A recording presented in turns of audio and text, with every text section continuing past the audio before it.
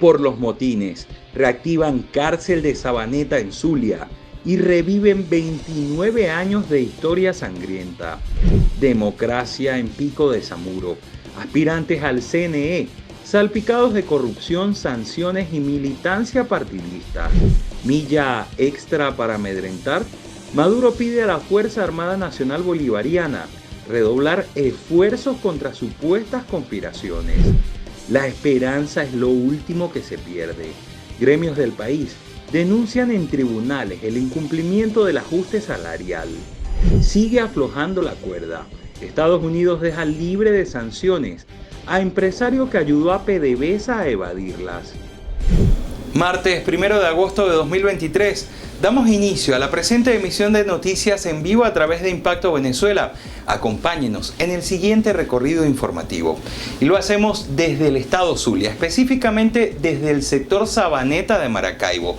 Quienes habitan allí temen sea reaperturada esta cárcel que trae malos recuerdos por los diferentes delitos que se cometían en la zona, como tiroteos y extorsiones.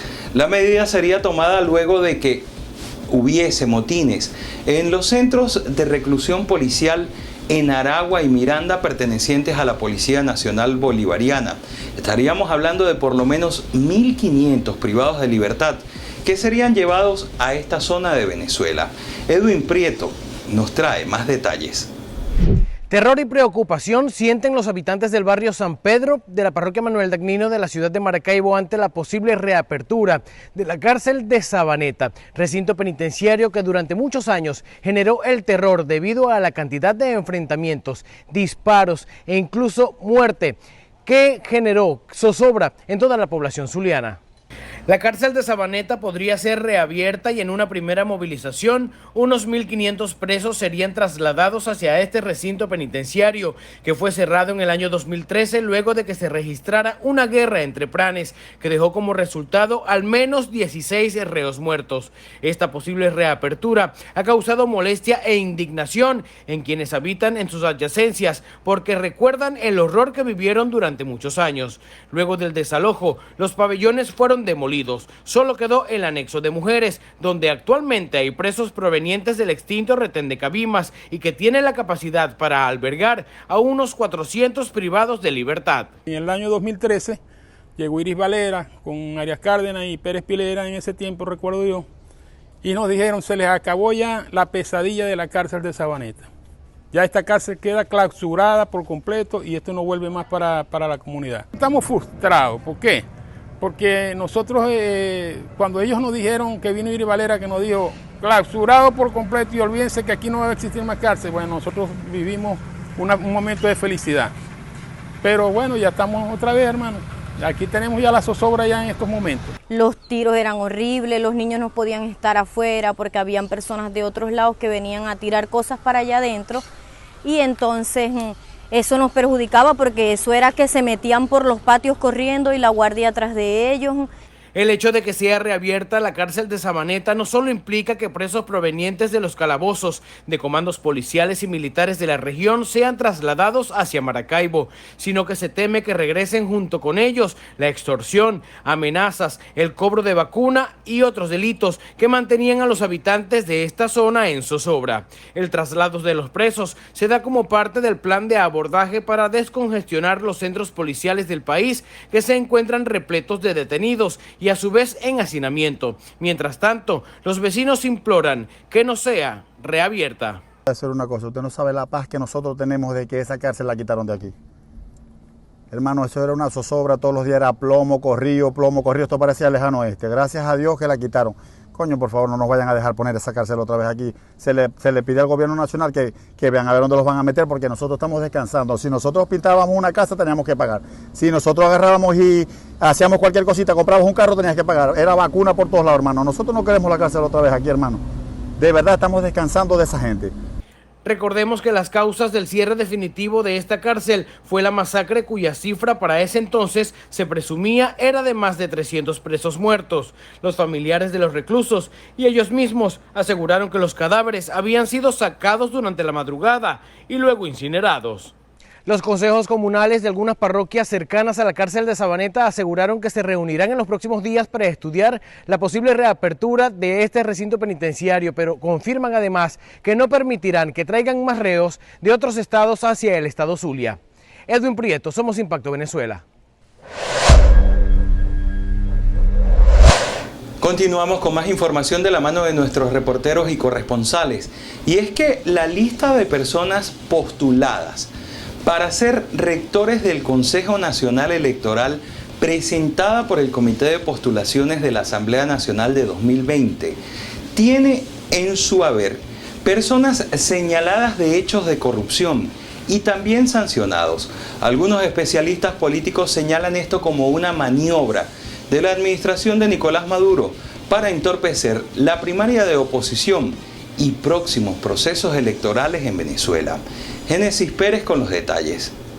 La batalla campal se ha generado por la rectoría del Consejo Nacional Electoral desde que se conoció la lista de funcionarios chavistas que aspiran al cargo. Diferentes organizaciones no gubernamentales denunciaron en el país que entre los aspirantes se encuentran militares y políticos acusados de corrupción y sancionados por el gobierno de Estados Unidos.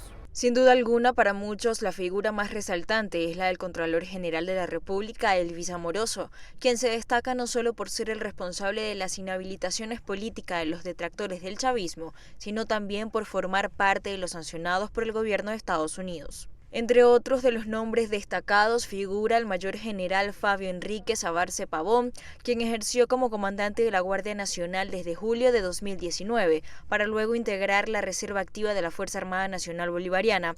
Sabarce es señalado de ser uno de los principales represores del chavismo. El temor incesante de los venezolanos es que, como en épocas anteriores, esta importante institución caiga nuevamente en manos del chavismo, sepultando la democracia, un caso que evidentemente viola la separación de poderes en el país. Así lo analiza Daniel Barnaghi, doctor en Ciencias Políticas y profesor titular de la Universidad Simón Bolívar de Caracas. Nosotros podemos distinguir que las instituciones existen y en principio, desde el punto de vista nominativo, están separadas, pero no desde el punto de vista funcional de la política. Entonces, en un sistema hegemónico, el poder legislativo, el poder judicial, los así llamados poderes morales, pertenecen a una sola égida, y cuando pudiera haber algún desequilibrio en alguno de ellos por alguna razón, siempre es el sistema central el que busca bajo distintas herramientas, como está ocurriendo en este caso, la restitución de la hegemonía del poder en esas instituciones. Y es el caso de lo que va a pasar con el Consejo Nacional Electoral en este caso. Llama la atención que a la lista, que concluye con 132 aspirantes hasta el momento, se le suman caras conocidas, puesto que los ex rectores principales Roberto Picón, Enrique Márquez y Alexis Corredor, quienes renunciaron el pasado mes de junio, aspiran nuevamente al cargo, además de Gustavo Vizcaíno, actualmente director del Servicio Administrativo de Identificación de Migración y Extranjería, conocido como el SAIME. Para la gran mayoría de estas postulaciones de funcionarios o simpatizantes del gobierno venezolano supone una nueva forma de violar la democracia, puesto que es el mismo oficialismo quien los impone, buscando formas de apoderarse o tener el control de todas las instituciones del país. Informó para ustedes Génesis Pérez, Somos Impacto Venezuela. Son 4 meses de rumores y desconciertos sobre la verdad de qué pasó con el exministro de Petróleo y expresidente de PDVSA, Tarek El Aissami, quien según algunos voceros del oficialismo está siendo sujeto de investigación por la trama de corrupción PDVSA Cripto, y pese a que algunas fuentes sugieren que salió del país como parte de un pacto político entre facciones del gobierno de Nicolás Maduro, el dirigente opositor Andrés Velázquez, que ha hecho seguimiento a la corrupción en la industria petrolera y en el arco minero del Orinoco, aseguró que El Aissami se encuentra en Fuerte Tiuna viviendo como un rey. El también precandidato presidencial de la oposición señaló desde su cuenta Twitter que Tarek es una ficha intocable, por lo que está siendo protegido y atendido en el principal fuerte militar del país, ubicado en Caracas. Por su parte, la abogada y defensora de derechos humanos Tamara Suju exigió respuestas al fiscal general Tarek William Saab concernientes a El Aissami. a través de un mensaje en su cuenta Twitter, le increpó a responder si el exministro había sido montado en un avión y enviado al exilio o si lo mantienen escondido en algún fuerte militar, como sugirió Velázquez. Otra de las preguntas que surgen de toda esta situación es ¿por qué no está detenido junto al resto de los imputados por la Fiscalía, que hasta el momento contabiliza 43 detenidos y al menos 20 personas en fuga? Importante destacar que tras la renuncia de Tarek El Aissami, Nicolás Maduro designó a Pedro Tellechea como nuevo ministro de Petróleo y presidente de PDVSA, a quien exigió respuestas sobre la burocracia dentro de la industria. Ya basta de desidia y de burocratismo. A mí me indigna el burocratismo que afecta a los derechos del pueblo. Afecta a los derechos del pueblo. Y cero tolerancia al burocratismo, a la desidia. Funcionario que caiga en el burocratismo y en la desidia, que se vaya para la playa, chicos, a hacer cualquier otra cosa, pero no puede estar en un cargo público, no puede estar en un cargo público. Importante destacar que recientemente fue revelado el nombre de Luis Mariano Rodríguez Cabello como uno de los testaferros de PDVSA que habría movido a los bancos de Andorra al menos 1.100 millones de dólares, una cifra que se suma a los 5.500 millones de dólares reconocidas por la propia Fiscalía General de la República como parte de la trama de corrupción PDVSA Cripto. Desde Caracas, Joan Álvarez, Somos Impacto Venezuela. La paranoia del gobierno con el tema de las conspiraciones está escalando cada vez más niveles. En esta oportunidad, el vicepresidente sectorial de Soberanía Política, Seguridad y Paz, Vladimir Padrino López, indicó que Nicolás Maduro dio la orden de ampliar los esfuerzos en inteligencia ante las conspiraciones que, según esta cúpula, buscan acabar con la tranquilidad de los venezolanos. Creo que mientras la revolución bolivariana exista, siempre va a haber amenazas de todo nivel y de toda naturaleza. Pero el presidente Nicolás Maduro, nuestro comandante en jefe, nos ha pedido elevar los niveles de alerta, elevar los niveles de presencia, elevar los niveles de inteligencia para cortar cualquier acción perturbadora, terrorista, que pueda presentarse en cualquier parte del territorio nacional. En Venezuela, gremios introdujeron una denuncia en tribunales para solicitar a la administración de Nicolás Maduro en que cumpla con el ajuste de sueldo que tanto han demandado los empleados de la administración pública en el país. Más de 500 días han pasado desde que Nicolás Maduro ajustó el salario de los venezolanos.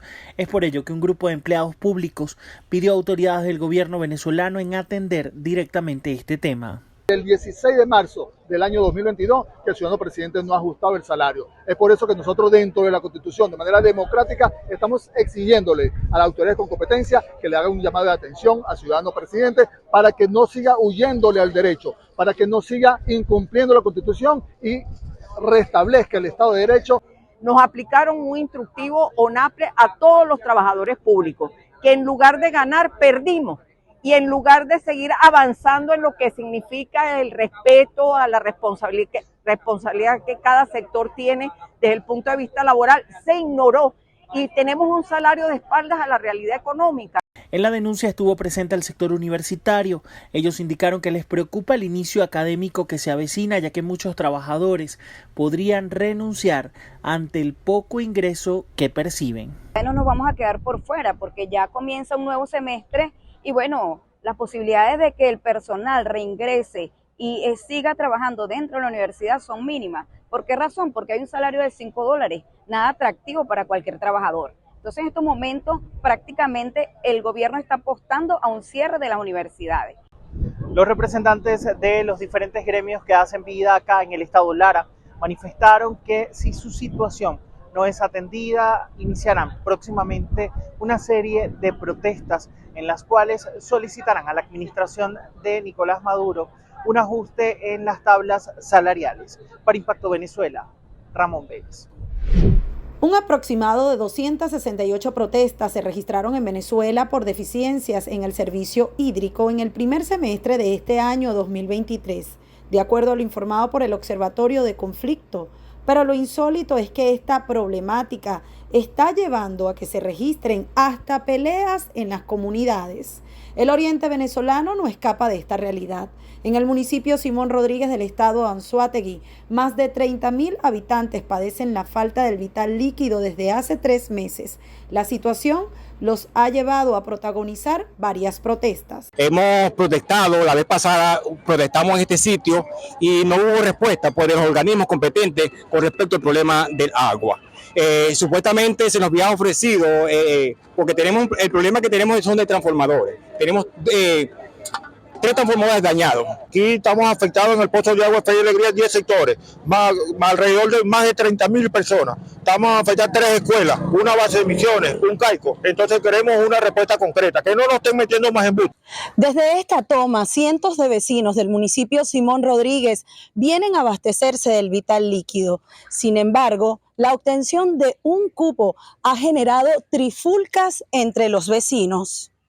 Han habido varios inconvenientes, ya que de esa toma se surten 10 sectores y hay gente cargando agua y viene gente de otro sector y arbitrariamente vienen y lo sacan a uno. Cabe destacar que desde aquel hueco que está allá, esta mañana estaban sacando agua y se desbarrancó tanto esto, ahorita están sacando la tierra de ahí. Y imagínense si hubiesen estado unos niños en ese sitio sacando agua, ahí quedan aprisionados con la tierra. En la tarde se llena esto y comienza todo tipo de pelea, pues por cargarse un poquito de agua. En el municipio San José de Guanipa de la entidad anzoatiguense, más de 500 familias de los sectores Nube de Agua y Nueva Esperanza también padecen la falta del vital líquido a través de las tuberías de sus viviendas desde hace un mes. Mientras que en la zona norte, más de 800.000 personas sufren racionamientos del servicio hídrico. Desde el estado Anzoátegui, Susana Quijada, somos Impacto Venezuela. Roger José tenía solo 16 años de edad. Desapareció a eso de las 3 de la madrugada del pasado 8 de julio, en medio de un evento cuando celebraba con sus compañeros su graduación como bachiller de la República. Desde ese momento, todo ha sido incertidumbre y frustración, no solo para su familia, sino también para los habitantes de la zona. Fue hallado su cuerpo sin vida, ahorcado, su cara estaba golpeada y no hay nadie detenido. Las autoridades de la zona no me dan respuesta, no me dicen qué fue lo que sucedió con mi hijo, no tengo nada y por favor pido que me ayuden a que se haga justicia por mi hijo. En esta casa del sector Mosquey fue localizado al día siguiente el cadáver del bachiller con lesiones y signos de tortura, según lo reiteran familiares, compañeros de estudio y habitantes de esa zona rural, quienes han realizado varias manifestaciones solicitando justicia. Además de sus estudios, los cuales culminó en el Liceo Carlos Barazarte, Roger José ayudaba a su papá en las faenas agrícolas. Los padres del joven Roger plantearon 2 cosas muy concretas. La primera, que no han recibido respuesta e información sobre el resultado de la autopsia médico-legal a la cual fue sometido este muchacho. Y por otra parte, que acuden a Impacto Venezuela ya como última alternativa para lograr que se entere el fiscal y que a través de la fiscalía de este órgano pueda lograrse entonces una respuesta definitoria de este caso que ha impactado realmente a la población de Mosquey, al estado de Trujillo y al país. En consecuencia, se trata de un gran reto, un gran desafío para el 6CPC. En Caracas, Santiago Gutiérrez, somos Impacto Venezuela. Juristas del Estado Táchira solicitan a la Fiscalía General de la Nación designar comisiones que investiguen el presunto abandono de cadáveres en las trochas de la frontera colombo-venezolana.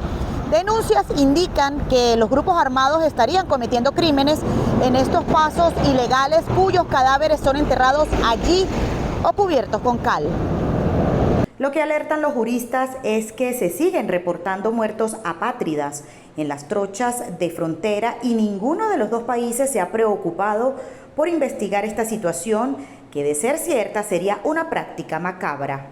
Es tan terrible que las personas que mueren en las trochas muchas veces, ante el temor por la presencia de los grupos armados irregulares, no recogen el cadáver, pasan 2 y 3 días y cuando mucho pasa algún compañero o algún conocido y le echa cal por encima. y ahí queda el cadáver hasta que alguien se apiada y lo mueven, porque ni Colombia ni Venezuela se quieren hacer responsables de estos muertos que al final ni siquiera se sabe quiénes son. Muchas personas han sido enterradas y no se tienen los datos filiatorios. El profesional del derecho, diputado nacional y dirigente de COPEI, considera una burla que desde la reapertura total fronteriza y recuperación de las relaciones diplomáticas entre Colombia y Venezuela no haya una verdadera coordinación binacional para combatir la criminalidad.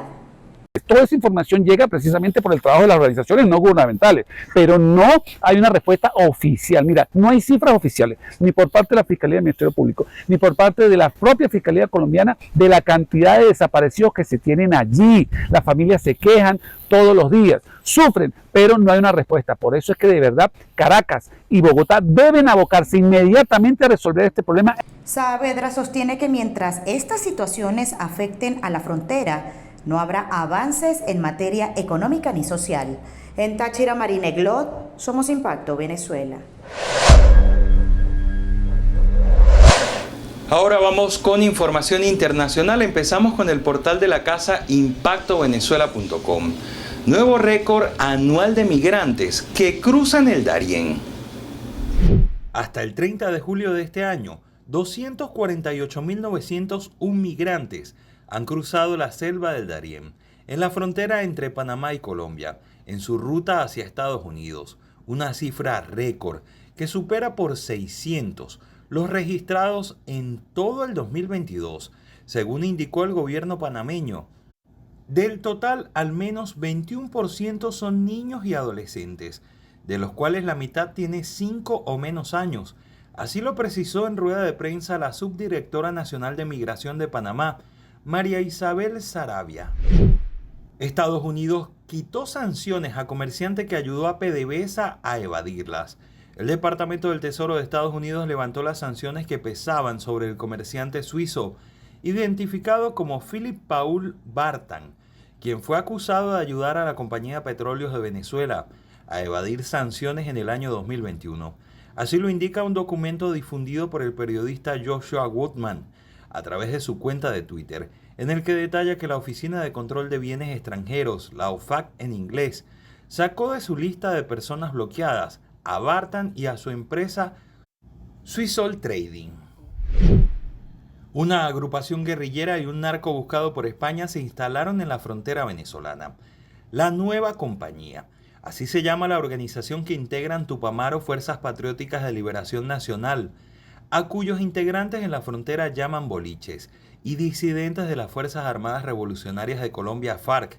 El diputado regional Ángelo Mendoza, integrante del PSUV, busca aglutinar este grupo para legalizarlos en el partido Tupamaro y desarrollar acciones conjuntas en la zona fronteriza, incluyendo el robo de ganado, invasión de fincas, captación de jóvenes para entrenarlos y que sean los fusileros de la organización. Así lo refirió Infobae, según vecinos del lugar.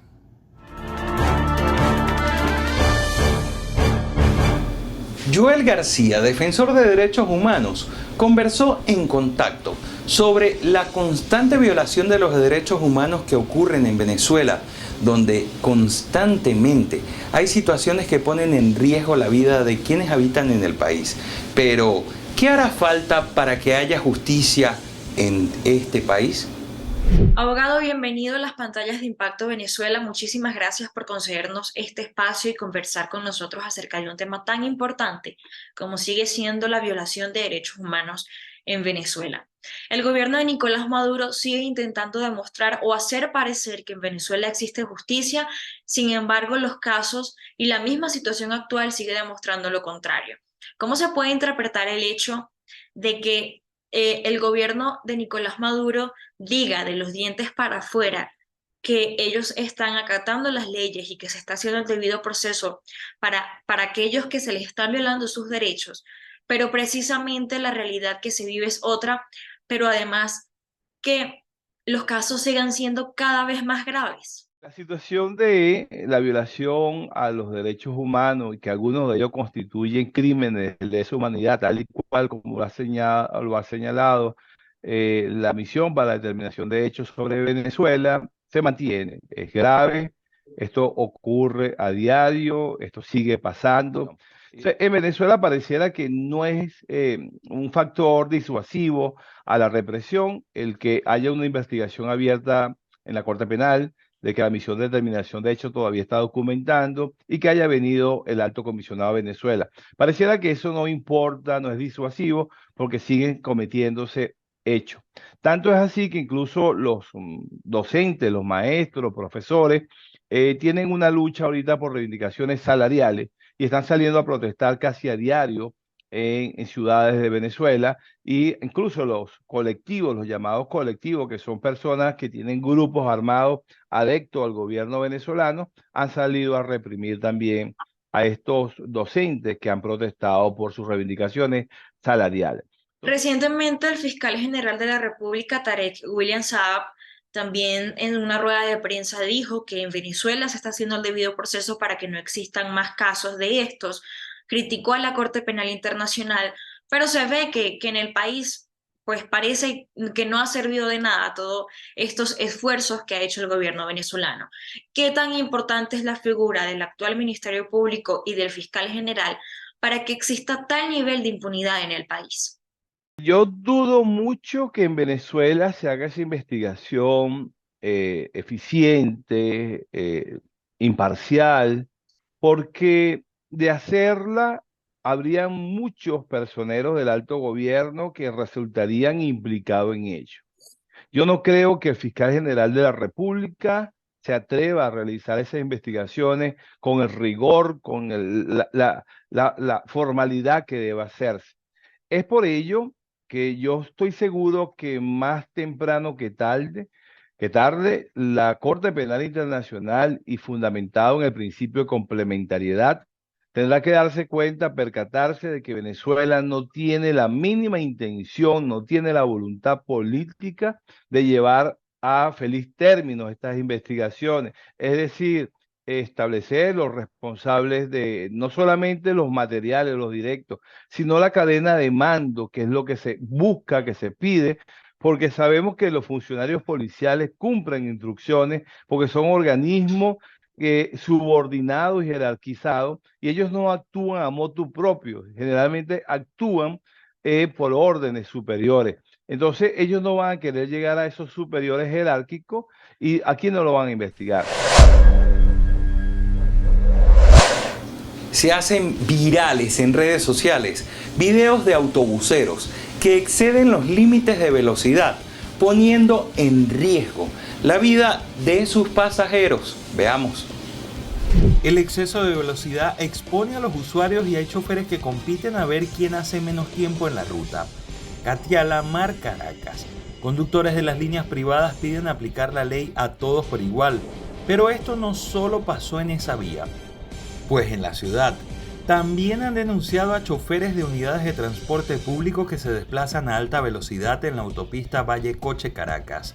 En las redes sociales han sido tildados de imprudentes e irresponsables, pues no solo ponen en peligro la vida de los pasajeros, sino también la de los demás conductores en la vía.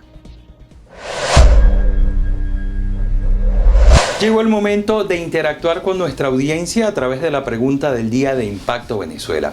Y es que durante 6 años, las plantas refinadoras de Amuay, Cardón, El Palito y Puerto La Cruz estuvieron paralizadas. ¿Por cuánto tiempo crees que Maduro mantendrá activas estas refinerías? Comenzamos con los comentarios que nos deja nuestra audiencia en el Instagram de Impacto Venezuela.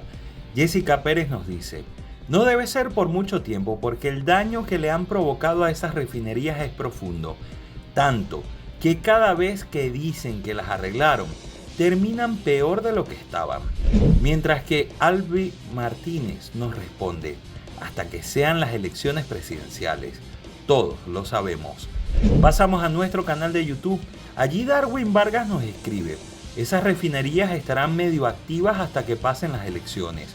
¿O es que no les parece mucha casualidad que después de 6 años están reactivándolas?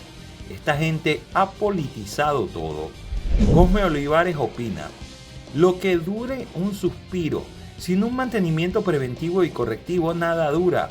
y esto se ha demostrado que Maduro no sabe lo que es eso. Y por último, Marco Ferrer nos comenta, esas refinerías las reactivan es porque vienen elecciones, y decirle al pueblo que si están trabajando en lo que ellos ganen, las paran. Muchas gracias a todos, continuamos. En nuestra caricatura del día, Bosón Comics nos presenta Juego Justo entre la oposición y el madurismo. Con la metáfora de un partido de fútbol se demuestra el enfrentamiento electoral que se avecina en el país. Por el lado derecho los azules en representación de la oposición y por el izquierdo los rojitos, que haciendo alusión al chavismo y quienes además de jugar también quieren arbitrar el partido. Como quien dice, pagar y darse el vuelto, con el objetivo de mantener todo bajo su control. De esta manera llegamos al final de la presente emisión de Noticias en Vivo a través de Impacto Venezuela, pero te recordamos que tenemos impactovenezuela.com, información sin censura, y nuestras redes sociales para mantenerte informado minuto a minuto.